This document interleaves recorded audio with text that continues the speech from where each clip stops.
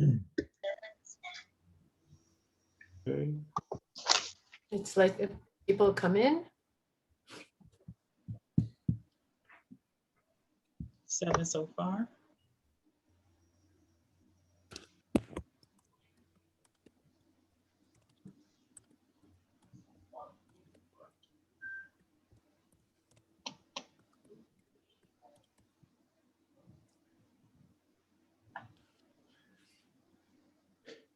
So far we have nobody.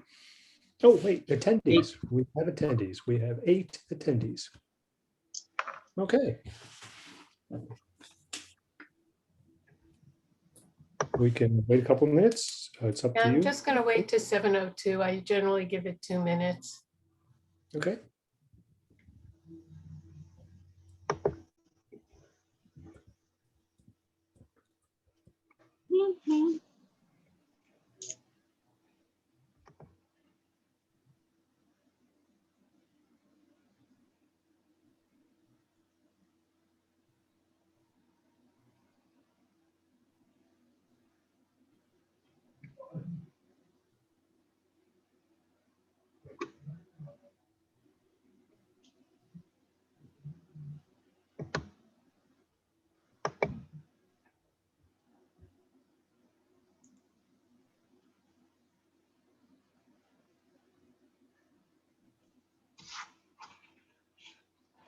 So Harry, you have access to the chat to read the questions, right?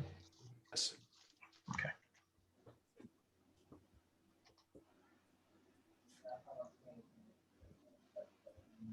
All right, then it's 7:02. I'm going to start this. So welcome everyone, and thank you, Chief, for joining us this evening. Councilwoman Foster, our council liaison to public safety. This is the next in our series of open public police forums, where our police department has a chance to inform all of us of some of the latest developments going on in their department, and also to allow you, our residents, to ask any questions of them and get your answers here at the Zoom. Hopefully, our next quarterly open public meeting will be in person, if at all possible. But we're ready to go and assist you here on Zoom. And at this point, I'd like to turn the meeting over to Councilwoman Foster, who, as I said, is the chair of our council's Public Safety Committee. Elsie? Thank you, Mayor. Good evening, everyone, and welcome to another community forum. As you know, we'll be having these on a quarterly basis, and as the mayor said, hopefully the next one will be in person. We can see your smiling faces with lots of questions. I'm excited that we're doing this and to pass information to you. I know you may have a lot of questions that needs answering, and we're here to provide that information to you. The chief is here to make sure that you have that information and tell you about the health of our police department, where we're headed, and any concerns that you may have. Our police department is more than willing and ready to provide that information to you. Just as a reminder, the Junior Cadet Academy will be in July. I think it's the second week in July for approximately 2 weeks. So anyone who's interested, please reach out to the PD and get that information. With that, I'm going to turn it over to our chief, and he has put together some informative information along with a PowerPoint presentation. So Chief, it's on you. All right. Can you hear me? Yes. All right, great. So I'm going to start off by welcoming you all. I appreciate you being here and showing an interest in the police department. It's great. It's a great opportunity to share. It's been strange doing it via Zoom. Like you said, hopefully next one will be in person, but we'll make the best of it. So I want to start with a short presentation on the state of the department, as it were. So give me a second to share.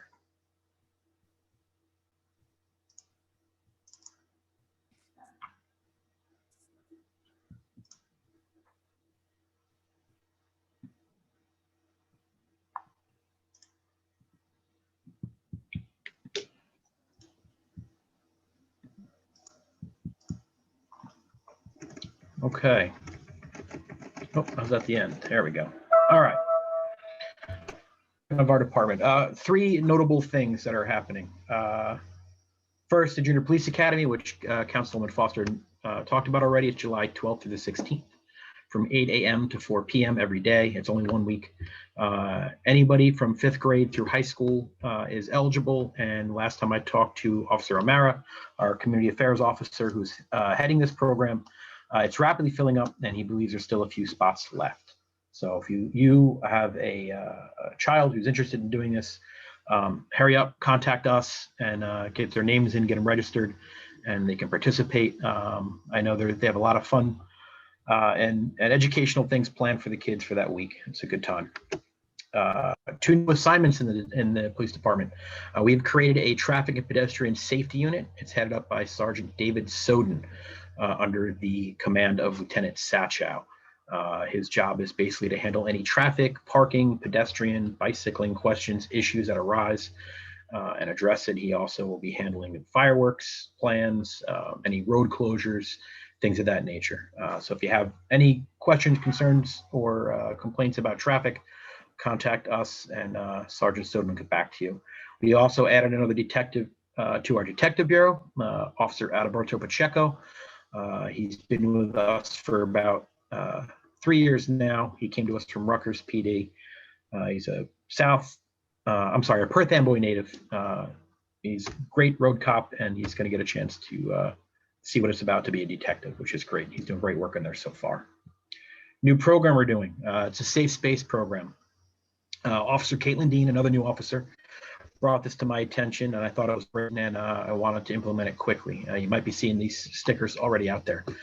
Anybody who wants to participate, they agree to provide shelter for anyone who is feeling harassed or in danger until police can arrive. It can be a residence, it can be a business, and you'll see these stickers on doors. They're already on Borough Hall, the community center, the police department, and they're making their way through businesses via Main Street Highland Park. If you have any questions, you want to participate, you want to know more, please reach out directly to Caitlin Dean, C. Dean at HP Borough, Officer Dean, and she'll be happy to get you pointed in the right direction. And an update on our Rutgers Center on Policing project. They are working still on analyzing 2 months worth of data.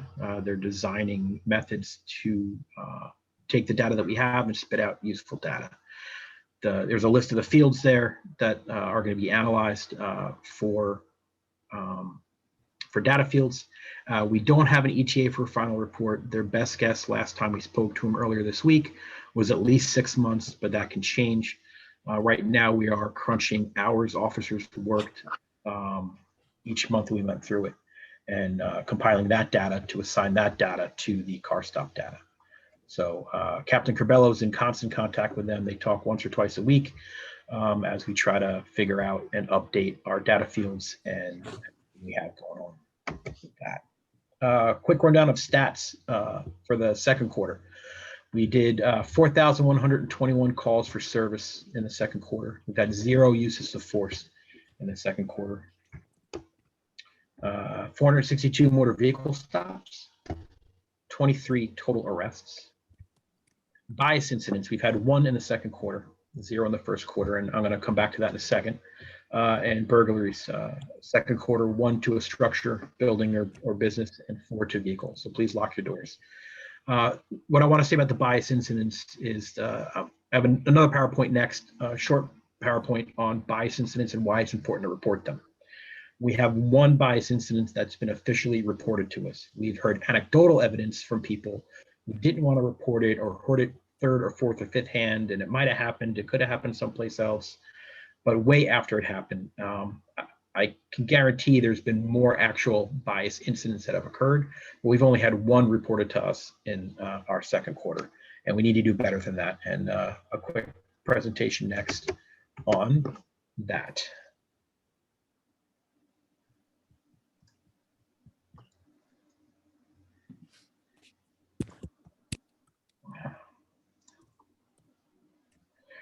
So recognizing and reporting bias.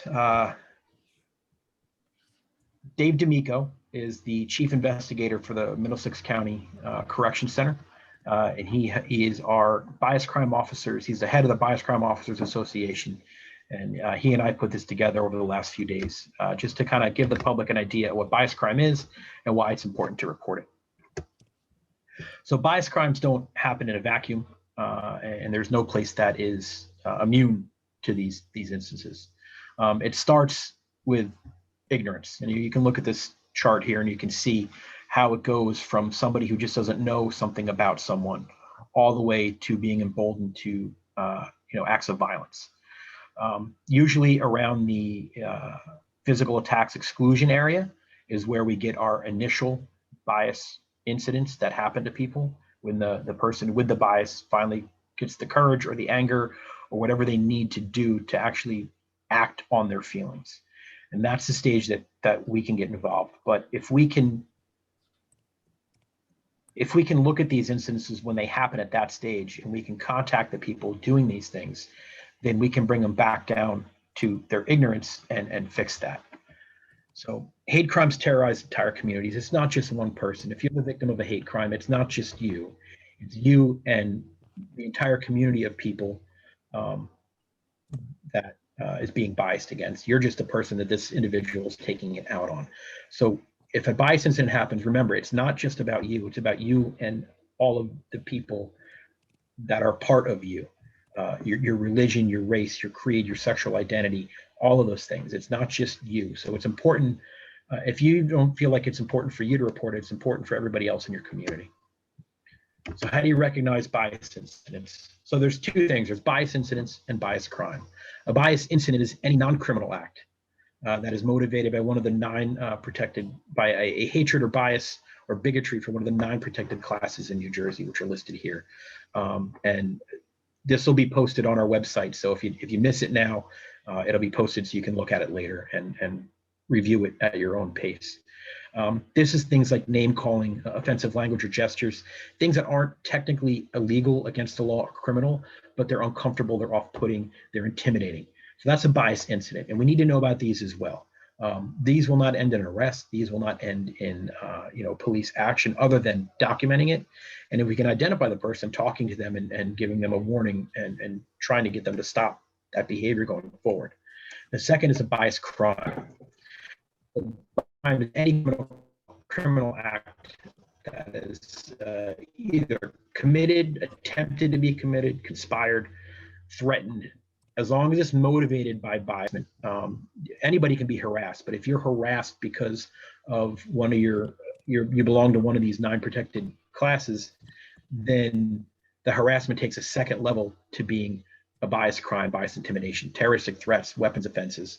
Where normally if somebody was harassing you because they didn't like you for a generic reason, that's harassment. If they harass you because they don't like you because you're not native born American, because you worship a different God, you speak a different language, then it would be elevated to a bias crime. So reporting, how do we do this? First of all, it's important to remember that we need to document an imminent threat to community stability. They have a great potential for unrest in the community. They're usually, when a crime is based in bias, it's usually more affects the victim in a much larger way, and they can quickly become violent and assaultive. Many studies show that a bias or a hate crime is more violent than any other criminal act. Some criminal acts happen just because people want stuff. Bias comes from hatred against another person, so there's less of a resistance to violence. Most people who have experienced one bias incident have experienced many more, and they escalate over time. And the faster we can find the person, the faster we can intervene, it will prevent anything from increasing that way. You can call us at our police headquarters via 911 if in an emergency, when it's safe. If you're actively being, hit, punched, kicked, and don't stay there and call 911. Get someplace safe, but call 911 as soon as you can. If you don't want to use our 911 because you don't think it's an actual emergency, but you still want to report it, you can contact us directly at our 10-digit regular number. They both go to the same. Extension 0 goes to our dispatcher. 911 will go to our dispatcher as long as it's a cell tower that comes to us. anything that you want to report can be done anonymously. You don't have to give your name. You don't have to do anything like that. We would need a location, a description, but it can always be done anonymously. If you don't want to report it to us, if you're uncomfortable reporting to your local police department, you have two other options. One is the Middlesex County Prosecutor's Office Bias Investigations Unit. This is the number, that's the main number. You call them, you tell them you want to report a bias incident, and they'll put you through to that unit. After hours, this number will go to the Sheriff's Department, and you can leave a message, and it would go to the bias crimes and follow up with you the next day. Additionally, Additionally, you can go directly to the New Jersey Office of the Attorney General. There's two websites you can do to report it electronically, which are listed here. You can email them at njbias@njdcj.org, or you can call the bias hotline. So there's three ways. You can call us, you can call the county, or you can call the state for any reporting of any kind of bias incident or bias crime. Again, you can remain anonymous, and the investigators, no matter which agency you call, will investigate, they will follow up, they will talk to you, and they will take your complaint. So these are some of the myths that we've heard that I just want to dispel. I've heard that it wasn't important, I'm inconveniencing or bothering the police officers. That is not the case. We're here to serve the public. We're here to make you feel safe.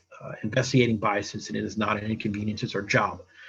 We want to do it. We want to get out there and get ahead of these things. We want to keep our community safe and let people feel comfortable in their homes and on the streets. I've heard, oh, it's no big deal. You know, you just called me a name. Well, at this time, yeah. Next time he called you a name and, you know, nothing happened. So now they're emboldened. It can escalate. Next time, maybe they push or they spit, something like that. It gets big. It gets violent quickly. There are no big deal bias incidents or bias crimes. They're all a big deal. We need to know about them. People, I've heard that I'm just being overly sensitive. You know, sticks and stones will break my bones and names will never hurt me. It's not true. Again, we need to know when these things happen. The faster we know, the faster we can identify. Finding out 3 days after something like this happens isn't helpful. We can't, you know, find out where the person went. A clothing description is no longer useful. We need to know when it happens. I've heard people didn't want to report it because they fear retaliation. Studies show that police being able to identify and confronting a perpetrator reduces any potential for future retaliation. If we can identify someone, if we can talk to them, if we can intervene, it typically takes the wind out of their sails and lets them know that the police are on it, we're vigilant, we're paying attention, and they're not going to get away with it, and it reduces potential for retaliation. I've heard that if I report it, it'll sensationalize it. That'll make it bigger, more people will hear about it, it'll spread fear in the community, and it'll encourage more people to come here and commit bias acts. Again, nothing could be further from the truth. Reporting lets the community know the police are aware and that we're vigilant. It builds confidence in the police department and a feeling of security in the affected community.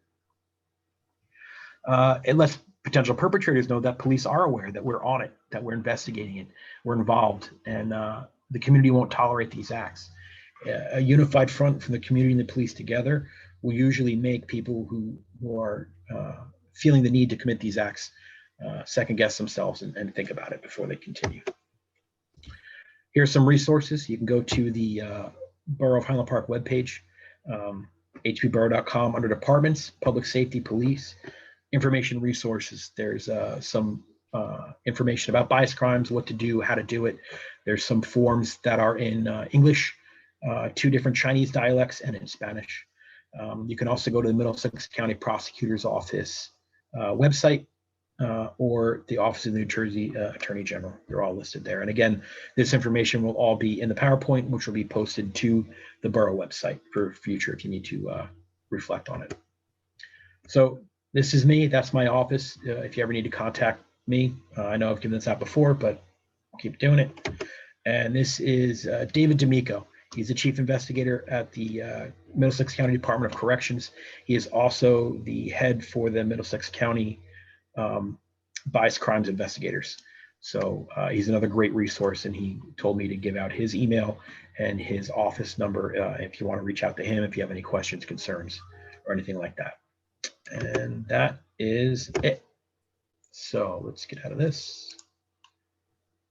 Stop share. All right. So those are that's an update from the department, a kind of rundown of what's going on and what's been happening. and an update on bias crimes. I can't tell you how important it is. I can't reiterate it enough.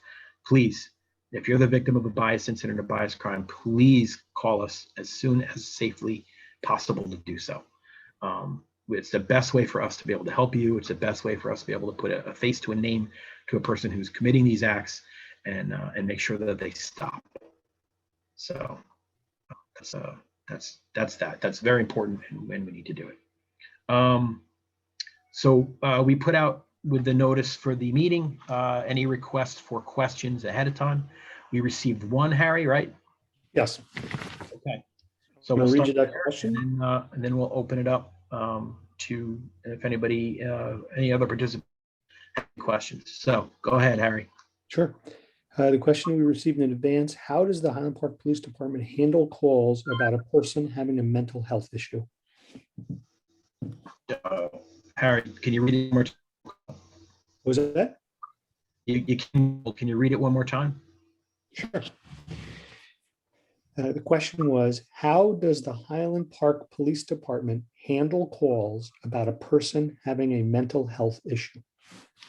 Okay, so mental health calls are common, no set way we go from A to B to C. They could come in as a doctor telling us that their patient is in crisis. They could come in as a screener who's already on scene telling us that the patient is in crisis. They can come in as a family member telling us a patient is in crisis, which gives us kind of a heads up as we approach. But oftentimes these can also come in as a noise complaint.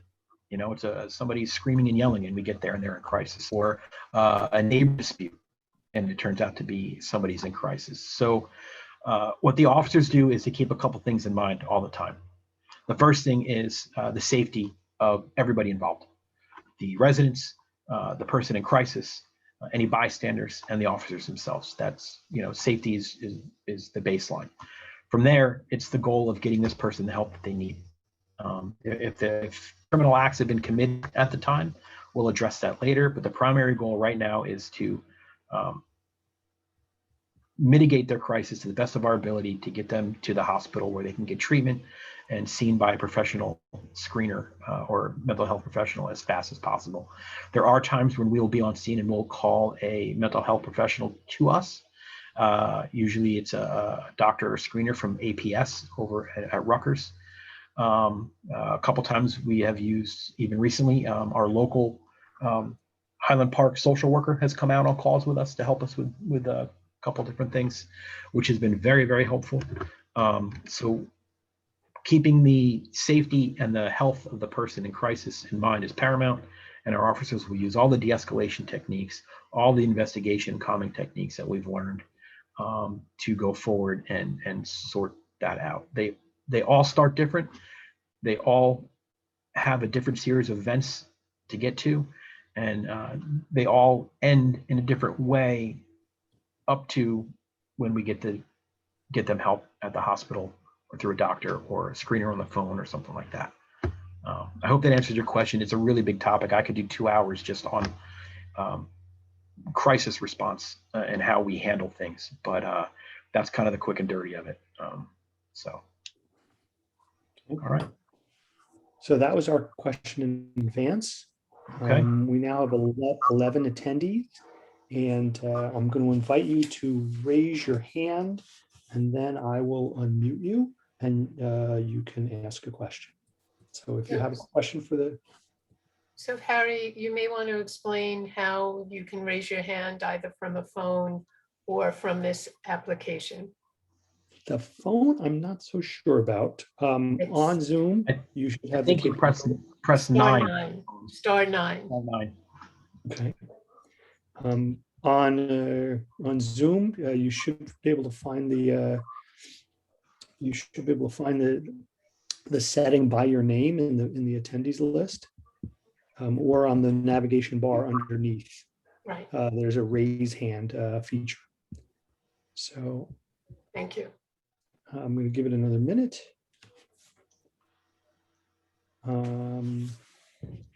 We have one hand raised so far. Okay, I'm going to wait another minute.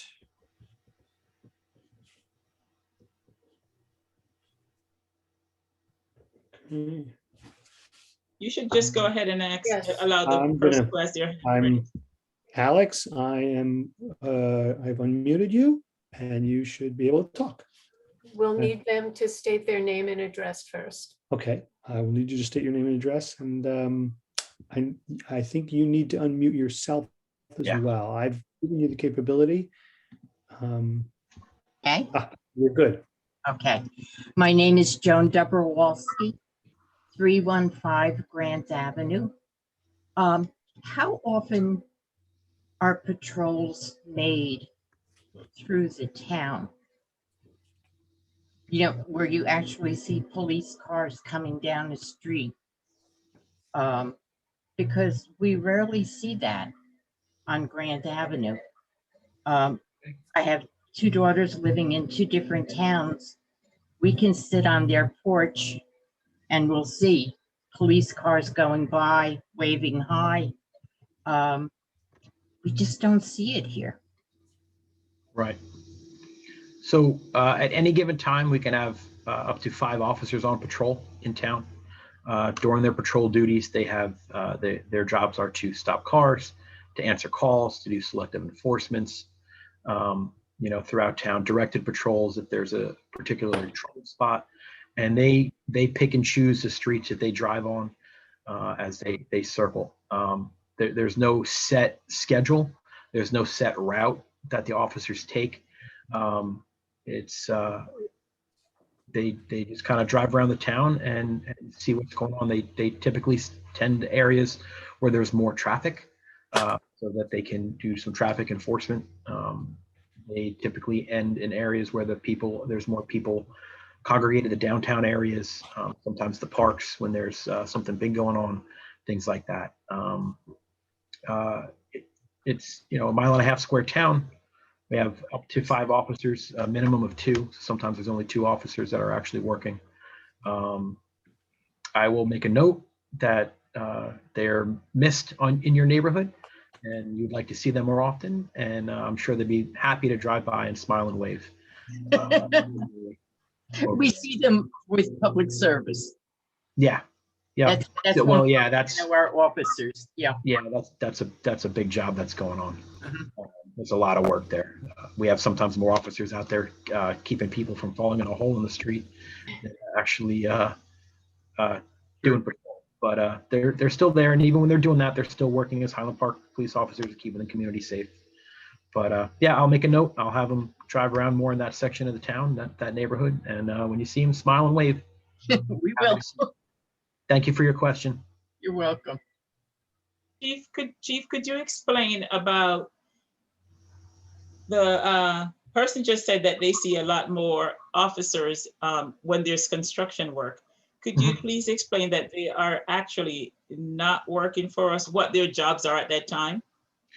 So if an outside company needs to come in and do construction work that requires the closing of a street, we have to do a quick study on how safe that's going to be.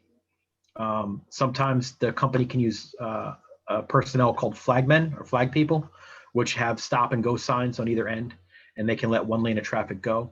If there's an intersection, if it's busy with people crossing, and Highland Park's tough because a lot of people walk, the company will hire a police officer and pay for the police officer for the day to act as not security, but safety officer to make sure that nobody crosses a street behind a dump truck as it pulls out, or nobody tries to pull down into a street that's closed because there's a big hole in the road and they're fixing a water main. So the officers are actually paid by the company doing the construction to stand out there or use their car sometimes just to block the road and make sure that there's a factor of safety there. They also have to inspect the work zone to make sure it's safe and it meets all of the New Jersey code for municipal construction or municipal roads. Sometimes you'll see state troopers if it's on the highway. Sometimes you'll see officers from other towns like Metuchen, who we have an agreement with when there's so many jobs that we don't have enough officers, or the sheriff's department. So it won't just be Highland Park in town. Sometimes it's the other agencies as well, but that's what they're doing. Okay. We have a few more people who've joined, but I do not see any more hands raised. So if you have a question for the police, now is the good time to raise your hand. But if you don't raise your hand soon, we'll say there were no more questions. Okay. This is a good time to ask all the questions that you may have of the chief. Oh, we got two more. Okay, I do see two more. I'm going to take them in the order I see them. So M. May, you should have the capability. You should be able to unmute yourself. Harry, I'm starting to get a little bit of lag. We might want to take the person who already asked a question, take them off. Oh, Right. I've muted them now. Okay. Okay. Okay. It's Michelle May, 128 South Adelaide Avenue. I just wanted to say something about you guys and how you react to responding to a mental health crisis. And I just want to say that the officers that have helped my family have been very kind and actually even prevented a hospitalization for us. And I really appreciate that. And I just wanted to say thank you guys for doing such a good job. Thank you, Michelle. It's very thank you, kind. Michelle. Thank you. Very kind. Thank you very much. Okay. I have two more questions that I see. Marianne and Steve Allard. So I believe I've given you the capability. You just need to unmute yourself and you go, please. Okay, thank you. This is Steve Allard, 208 Amherst Street here in Highland Park. Chief, do you have plans or am I just missing any officers patrolling on, for example, along Raritan on foot so that they can interact more with the community and get to know us and we can get to know them more? Are there plans to do anything like that? Yeah, we have something in place called Park Walk and Talk Initiative. We've been doing this for years, where officers will park their car in a neighborhood on the Raritan Avenue down at the park, and they'll get out and they'll talk to people and they'll if they're extraordinarily busy, if the weather's extraordinarily bad, if the shift is extraordinarily short, then they might not have time to do it. But they do it on a regular basis. You'll see them out. You'll see the car parked. They can't walk too far because they might need to run back to the car to answer a call. Might only go, park and jog on ramp and then drive around. But usually they spend 15 minutes, half an hour downtown or at the park. Or where there's a congregation. You'll see them playing basketball with the kids at the teen center. You'll see them, down at the dog park saying hi to everybody. So they're out and around. They're doing that. We're also increasing our bike patrols. Just sent an officer to bike school, and we have an officer right now in the bicycle officer school. So you'll be seeing them more riding the bike. So they'll park their car someplace and they'll be on the bike for an hour in a neighborhood, kind of riding around. And saying hi to people and checking things out and responding to calls if they can on the bike. Okay. Okay. Anything else, Steve? No, that's it. Thank you, Chief. Great. Thank you, sir. We have one more question. That is Peter Spool. Peter, you should be able to talk now. All right. This is a question for both you, Chief, and you, Mayor. And it just occurred to me. I recall from some previous meeting and talk, someone asking a question about someone who didn't have to be a police officer, didn't have to be somebody with a weapon, needing to come out for some kind of issue, more I guess something where a social worker or somebody else would have been appropriate.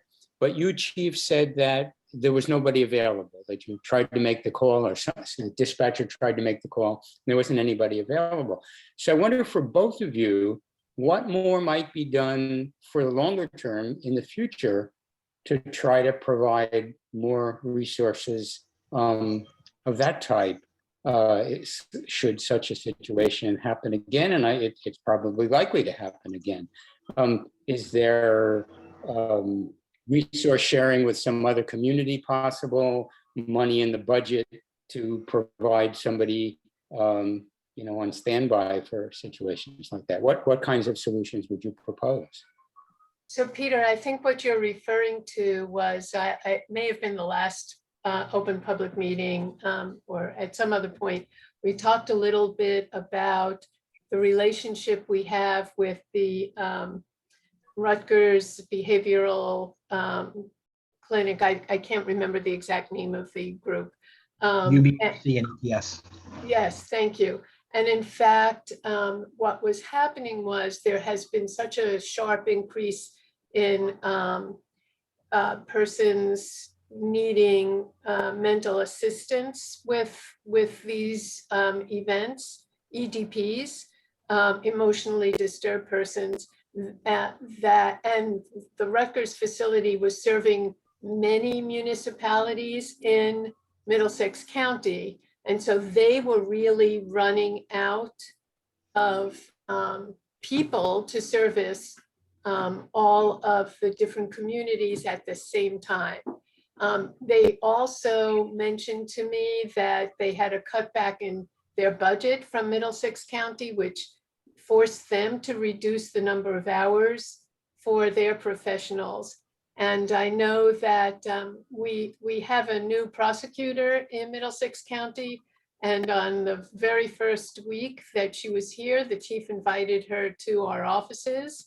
And we met with her. And at that meeting, I made a case for increasing the budget going to the Middlesex County behavioral folks, in order to address the issue of the rise in EDP calls, not only in Highland Park, but the rest of Middlesex County, and I'm sure New Jersey overall, given especially what's been happening since COVID.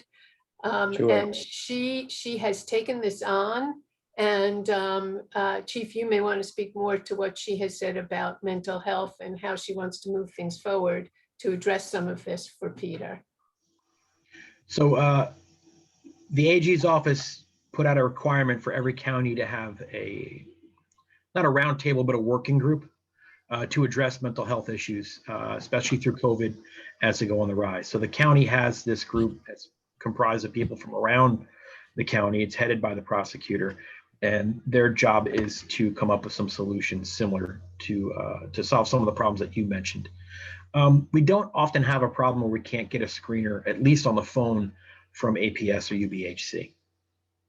We've also used a few times in the last few months the Highland Park social worker to come out and help us on these kind of calls. So we have access to different resources. We use them when we can. Sometimes, I don't know, Peter, when you joined in, if you heard what the first question asked was about how Highland Park officers respond to people in mental health crisis. Sometimes we don't know that's what we're responding to until we get there. Sure. And then at that point, there's somebody coming after the fact isn't very helpful. Sometimes a phone call is made, which is good. Sometimes, we're able to reach out to a family member, but there are times where we don't know until we get there, and then nothing's going to happen. There's other times where these calls are initiated by a doctor, a psychologist, a psychiatrist, a mental health professional that says, hey, you need to go there, and this person's in crisis, and they need to be, transported to the hospital. We need to care themselves, things, checks too. It's not very often that we can't get some kind of resource, at least on the phone. It doesn't happen that often, but it does happen. Okay, well, that's good. Peter, if I could just add to what the chief was saying also, and give a shout out to Steve Allard, who was asking a question earlier. You may know that I've put together a mayor's equity advisory team, and they have been working hard on several issues. Steve is actually working on things, looking at the police budget. And there may be one of the things that I've asked them to look at is allocating funds for more time with a social worker or a clinical or some type of psychologist to work with the police department, because there are times when our social worker is not on duty and they get these calls too. So that is one of the things that we are looking at. That's good. One follow-up question. So when was this working group formed by the local prosecutor, and have you had any feedback back with some actions that they thought they were going to take, or when would you expect that? I have not, and I don't know when. I know they're doing it. I still think it's out of it yet. About how long have they been? How about how long have they been in operation, this working group, or don't you know even? I couldn't tell you off the top of my head, Peter. I would have to guess. That came out 2020. Sometime 20 when it started. I couldn't give you what month it was even. I could find out, but I couldn't tell you off the top of my head. No, the exact number is not important. Yeah, so sometime last year. Okay, so they should be forthcoming with something before too long. Say that again. So I would expect they should be forthcoming with some recommended actions before too long. It might be worth asking them if you haven't. Yep. I'm sure the prosecutor would be, when they come up with some solutions, would be very happy to share that stuff with us. But I think right now they're answering to the AG's office on this. It was an AG directive. I think it came down from, I think the information is going back to them. I don't know if there's going to be a directive for police departments from there, or if they're going to direct the creation of a new unit, of a new oversight committee. I don't know, but it's I know the direction of the Office General, and I'm sure the report not down, and then the Office Attorney General probably a recommendation or directive or policy based on what he learns. Guessing, I don't know for sure, but that's usually how it works. So. I see. So it's probably going to be AG Graywall that initiates anything. Most likely, yes. Okay, thank you. Yep, thank you, Peter. Harry, Thank do you have any more hands? I think we might have a follow-up with Steve Allard. That is the only hand that is raised. I'm giving you you should be able to talk now, Steve. I can talk now. Thank you, Harry, but I actually lowered my hand. I realized I hadn't lowered it. But thank you. Okay. And thanks for the shout out, Mayor. Sure. So we have no more hands raised. Okay. Chief or Elsie, do you have anything you want to add to tonight's conversation? No, just that, the summer season is here. Just safety is paramount for everyone. So in your up and about, just, make sure that everyone is safe, especially with the kids. Make sure they have their helmets. It's another public service announcement. Make sure the kids are wearing their helmets and, just in everything, be safe. And pretty much I have nothing else to say, but I just want to thank those of you who came out. Thank you very much. We will be having our next one, I believe, in September. September 30th. September 30th. So our next community forum will be September 30th. You will be seeing the Facebook messages and information about our upcoming one. You can pre-submit questions, and you're more than welcome to come in and ask whatever questions you have. Away from that, I want to wish you all a very safe summer. Right. So see you in September. And again, thank you all for coming. Have a good night. Thank you very much. Good night. Good night, everybody. Good night.